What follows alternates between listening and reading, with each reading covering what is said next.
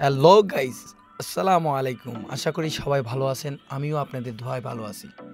আজকে আপনাদেরকে নিয়ে যাব সুনামগঞ্জ ঐতিহ্যবাহী বালুর মাঠে, যেখানে সুনামগঞ্জের বড় গরুর হাট বসে। সেখানেই আজকে আপনাদেরকে নিয়ে যাব। চলুন যাওয়া যাক।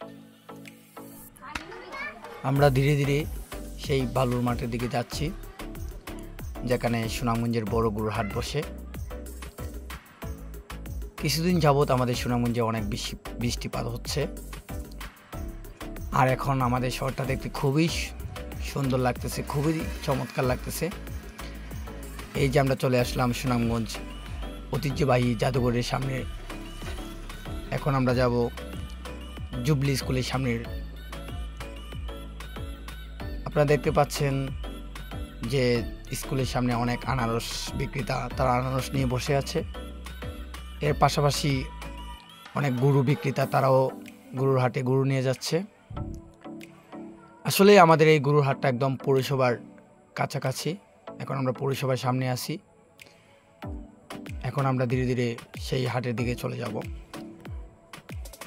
এই তো আমরা চলে আসলাম সেই ঐতিহ্যবাহী সুনামগঞ্জ বালুর মাঠে।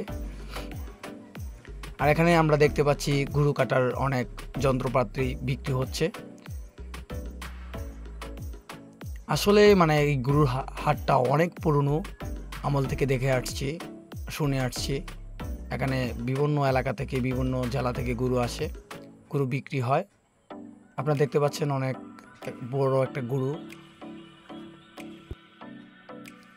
আসলে এই গরুর হাটটা দেখতে খুবই চমৎকার, আর বিশেষ করে কয়েকদিন যাবৎ বৃষ্টিপাতের কারণে মাঠটা একদম ভিজে গেছে আর কাদা হয়ে গেছে।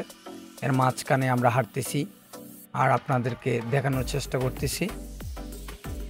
আসলে আমাদের এই গরুর হাটটা একদম নদীর কাছে।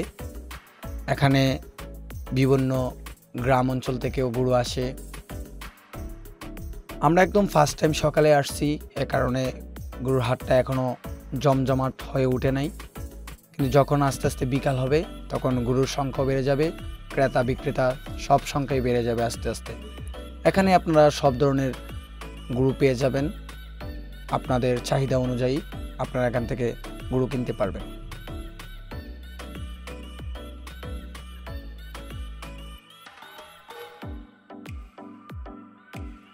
যতই দেখি ততই ভালো লাগতেছে।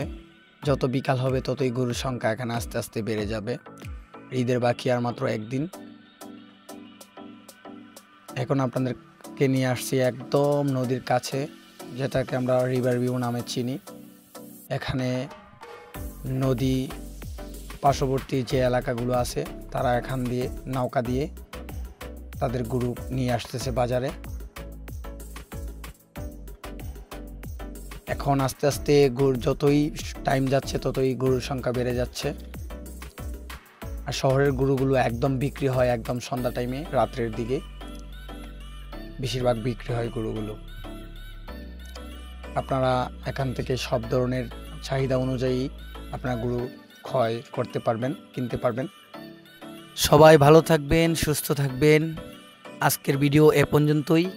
আবার কোনো সময় নতুন ভিডিও নিয়ে আপনাদের মাঝে হাজির হয়ে যাব। আমি তানবীর এই আশাবাদী ব্যক্ত করে সবার কাছ থেকে বিদায় নিচ্ছি। সবাইকে ঈদ মোবারক। আল্লাহ হাফেজ।